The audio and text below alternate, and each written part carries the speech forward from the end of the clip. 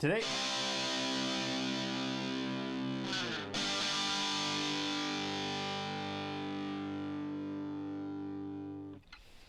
other interesting culture news, you have Linus Tech Tips versus Gamers Nexus. Now, we're going to give a little fun summary of this. So Linus Tech Tips is one of those popular tech tips YouTube channels. I believe they have actually grown to 15.5 million subscribers. Well, that was before the controversy. And they also have up to 100 employees. So it's become a full-blown business now. I believe he started off as an independent YouTuber talking about reviews of tech gear. And it looks like Gamer Nexus, they're a competitive content creator, so they make content that's similar. And they recently released a 45-minute video critiquing the issues that they had with Linus Tech Tips, both from ethical as well as technical proficiencies, or lack thereof. Now, one of the issues they said was errors in Linus Tech Tips videos and their lack of improper redacting of false information.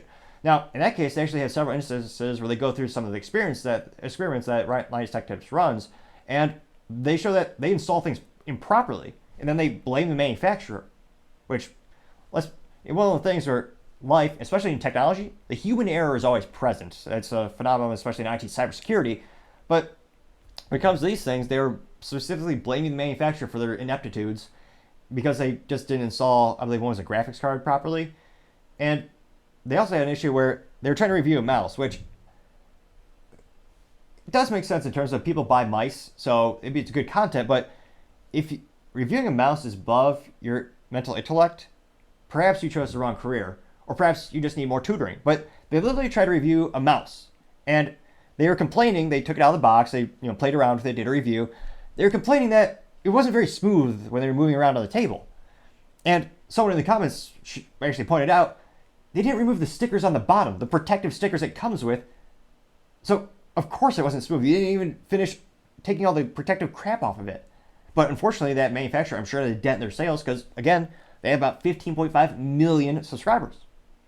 So, of course, I feel bad for that manufacturer because their product is not being accurately represented. Now, when it comes to a few instances where they do admit their faults, they don't have a redaction video, or they don't actually bring it up audio or with the visuals. They just insert a text, which that's basically useless in terms of when it comes to these types of platforms where you're going on YouTube, more often than not, you're looking at it. It's a cliche, saying, but body language is 90+% of communication. So if you're only listening to that podcast, you're not going to notice that because it's just text on a screen. And it's also apparently in terms of the size, not that big. So it's a little disclaimer that it goes on the screen. But what would be more appropriate? Actually having a dedicated video talking about it. Now, I make mistakes all the time. I'm human, allegedly. Someone actually said I was AI in the comments, which is moderately hilarious. I is no human. I am. But I digress. But in all reality, I have a Twitter if you contact me. But I digress. Now, when it comes to the redactions, I made a mistake when I was talking about United Auto Workers and talking about, I believe it was 2 weeks ago, the ongoing strife between the big three automotive companies and the UAW. And I pointed out that during the last bankruptcy, which was in part caused by the cost of the UAW to the big three being Ford, General Motors, as well as Chrysler, I said, one of the biggest issues now, they really didn't give up much. Unions, on average, they want the upside. They never want the risk. They just want the profits. They don't want the risk. So during great times, they want to take all the profits. During bad times, they don't want to take a cut in their salary. Now, someone in my video, they had a comment where they actually knew someone, they were part of the UAW, and they actually let me know that specifically, I believe, Chrysler, during that bankruptcy, and they actually did get rid of the pension. So going forward, I believe it was after 2007, if you're an employee at Chrysler, you no longer qualified for pensions. Now, the other employees who worked there forever, they still did it, which is a huge ongoing cost, but they did give up that going forward. It should be noted that now that they're renegotiating, they're bringing that back, but I issued a correction I believe it's the next week when I did another piece about the UAW. I spent a couple of minutes talking about how I made a mistake during my research process, and I missed that part about the pensions, and I also talked about I further clarified when they said, it takes them $63 an hour to put a tire in a car.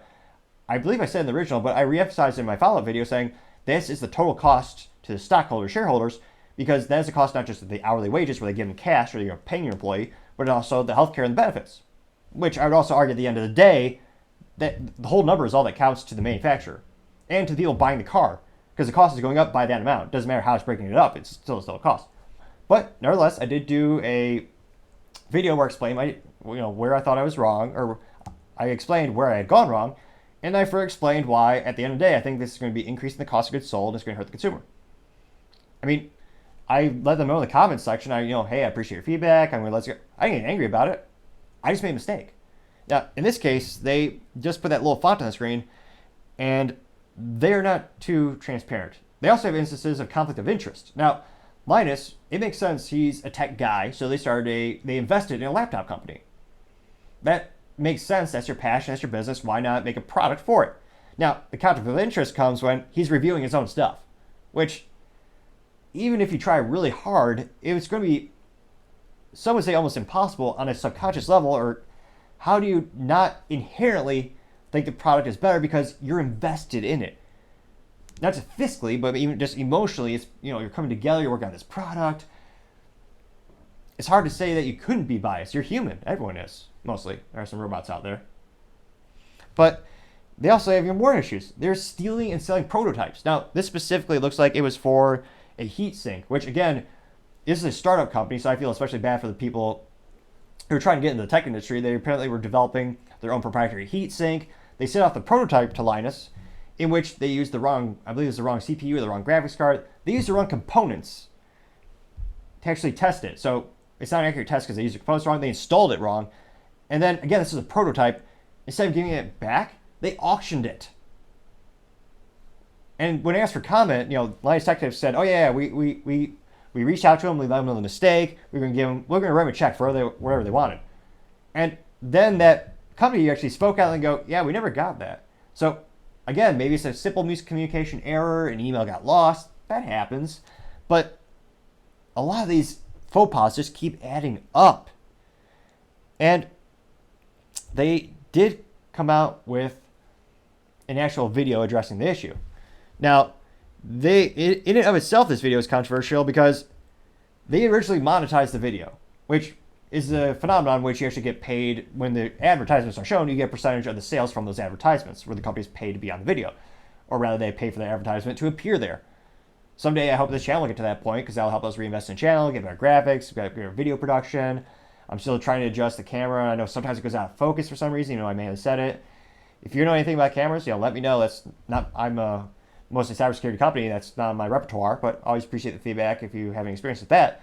Now, so there's really instances. So they first had monetized, so they're actually profiting off their mistake.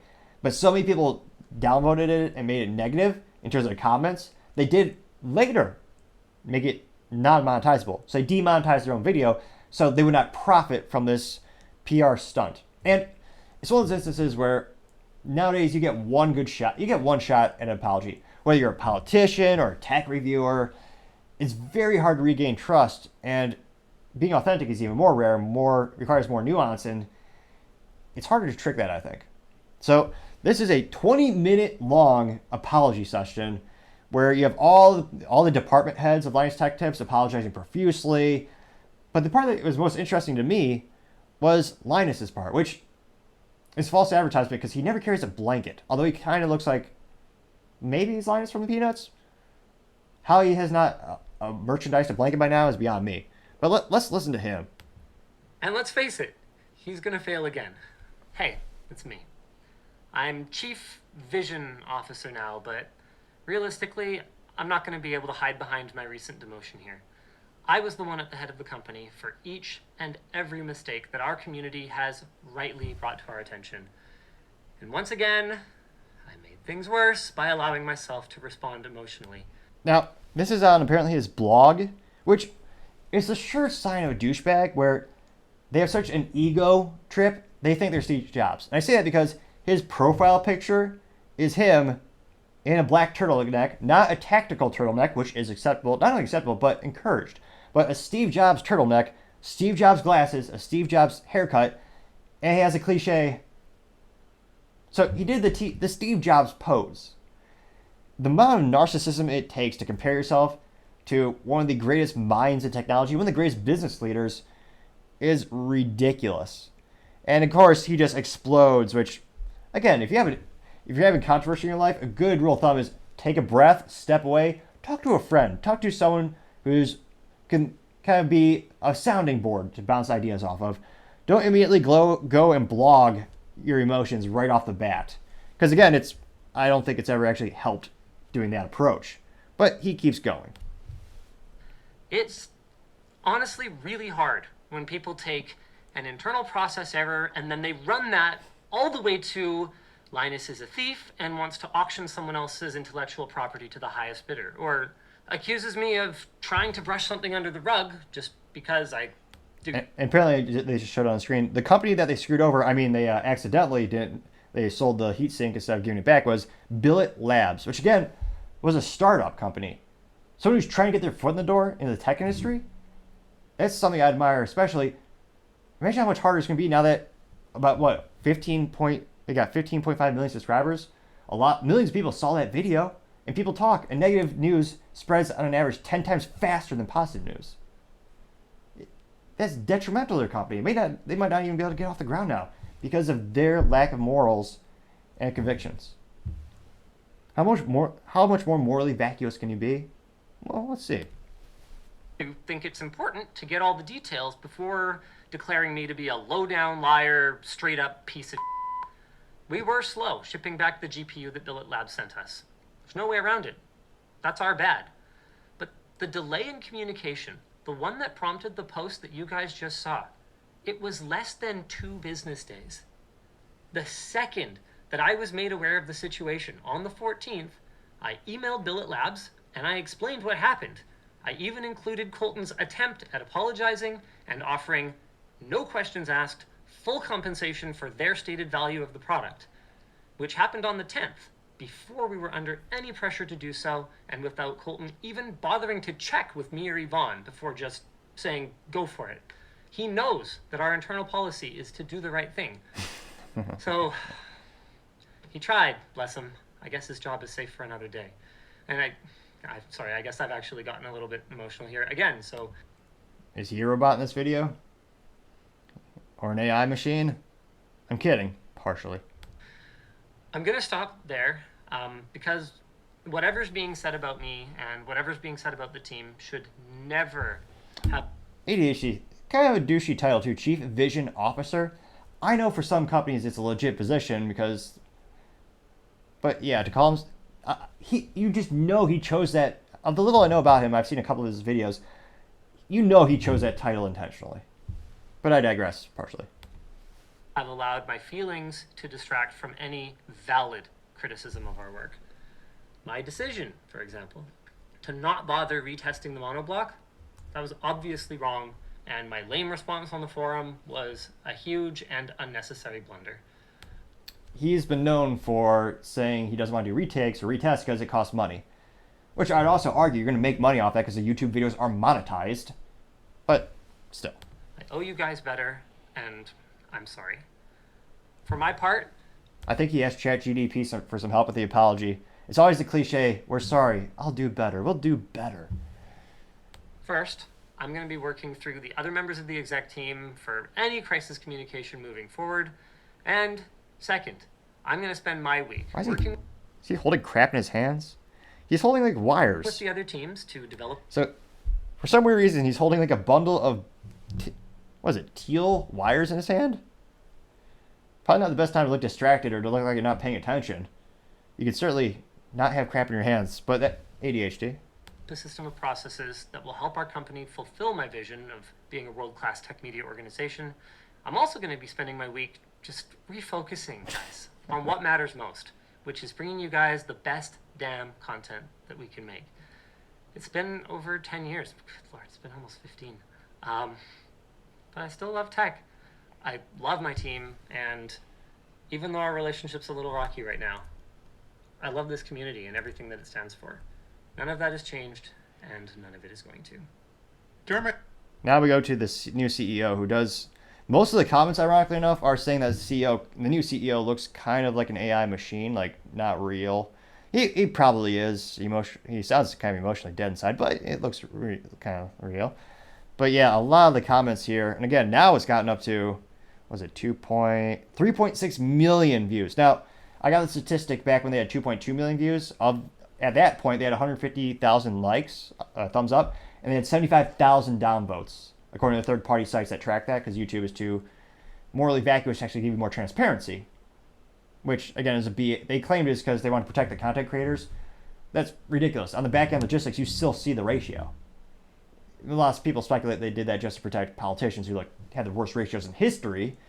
But I'll partially digress. Now, it's almost cliche, but when these things happen, there's always other things that come out of the woodwork. Now, this is in reference to a former Linus Tech Tips employee by the name of Madison Soup. Soup? Her name is S-U-O-P. And she's on Twitter without a picture of her holding a bowl of soup, which, marketing fail. Why she's not working in a kitchen or like a soup company? That seems like good marketing or branding. Granted, I don't work in a pizza shop, but... Or do it. No, I'm just kidding. I digress. I actually never worked at a pizza shop now I think about it. But I digress. Now, she complains a lot, and it's fascinating to see. We don't have all day, but we're going to read a couple of her tweets. Now, she says, quote, "To stop the speculation and the DMs I'm receiving, I chose to quit my role at Linus Tech Tips, or LTT, because it and the working environment I was facing were ruining my mental health." Unquote. Now, as soon as I hear that, I see more red flags than a terrible first date. Your mental health. I can't help but think this person. What do they really mean? Because I have very few people who work hard in life who ever bring that note up. Now, let's go. She says, quote, "The number of daily items on the social media roll at the time was expected to fill was incredibly high." Now, she says, quote, "I was expected to post 3 tweets, 2 Instagram posts, and 2 TikToks minimum per day." Let me sink that in for a minute. So, 3 tweets, 2 Instagram posts, and 2 TikToks. Now, granted, when you have multiple platforms, a lot of that's going to be the same content. You're just going to have the same thing on different platforms. And again, young people tweet for a living, as it seems. That seems pretty damn easy to say the least. Now, it's even more hilarious where this rant is 31 tweets long. So she did about half a month's of work in a single day, and apparently she didn't drop dead from tweeting. But she goes on. She then clarifies to say, "I was also expected to plan, film, and edit and post 2 float plane exclusives per week." That's it? And then she continues to say, "This included wrangling people to be in them when they were also all struggling to get their work done." Now, perhaps she has a silver, not a silver lining, a sand molecule, not a molecule, a grain of sand of truth. She said she was also expected to manage, plan, and come up with, execute, and get approval for, and schedule out all the sponsored content on socials, not including YouTube, which would be the biggest, most important one. And then she goes on to say, all while being told not to complain because my job was the fun job, quote unquote. Which, yeah, I mean, compared to other jobs, have you ever dug ditches for a living? Something I think every American should have to do. Work in retail for one summer. You'll build a lot of character, and you also realize, oh dear God, my life is really damn easy in comparison. But unfortunately, the level of entitlement in the United States it's an all-time high. But yes, tweeting and scheduling. I'm not saying that's easy. I do scheduling for my podcast interviews where I interview people on my other show, and I schedule meetings for work. It can be a little inconvenient, but it's definitely not the most difficult part of the job. Now, she goes on for 31, or I guess I read the first 2, so 29 more tweets. Again, I know public school math scores at all-time low, so we do a little bit of math here today. We just learned a little bit, some might say. So she rants for all that. And of course, there are allegations, and I pray they are not true, that she was mistreated in regards to sexual orientation. There apparently were some instances where people in the office were talking about their sexual experiences and proclivities, which I find morally disgusting and, well, morally vacuous and disgusting. It's one of those cliche things where it's not work appropriate. So she brought those up, and she was told to, quote, stop being such a bitch, unquote. Which you wouldn't have to, I mean, if you weren't being a bitch, you wouldn't hear it. No, I'm just kidding. Mostly. Like, So a lot of, I guess you hear some pejorative things. And again, no workplace is perfect. I'm sure there's some heated situations. But good God. That is such a rant. And it's just interesting that it's a very opportune time that, of course, Linus Tech Tips, that guy's, socially speaking, his life is going to shite really quick. No longer the CEO of the thing he created. They also sold off the company, so it's not really his baby as much anymore. So it'll be interesting to see how many subscribers do they lose. One analysis site said they lost 100,000 subscribers in one day after the incident came out. And interestingly enough, they're pausing production, which they're also known for having a very high, very demanding work schedule where they're pumping out content all the time. So it'll be interesting to see how many people do they lose in terms of subscribers, who's still interested in the show, or hopefully things get better, and not too many jobs are displaced. It'll be interesting to see. Time shall tell. Let me know in the comments. Are you going to unsubscribe to Linus Tech Tips now? Or are you going to keep showing? Or rather, tuning in? Let me know. Thank you again, everyone, for taking the time to tune in. If you could do us a favor, click that subscribe button. I'd greatly appreciate it. We're trying to get to 3,000 subscribers by the end of the month. Also, don't forget to take the time to like and comment. Your feedback is also greatly appreciated. Makes the videos better and better. As the feedback makes my critique of everything from the content to the visuals will be increasing better and better. Also, don't forget to tell your family, tell your friends, tell your coworkers, heck, tell your enemies, tell anyone and everyone. Just stay safe and fight the good fight.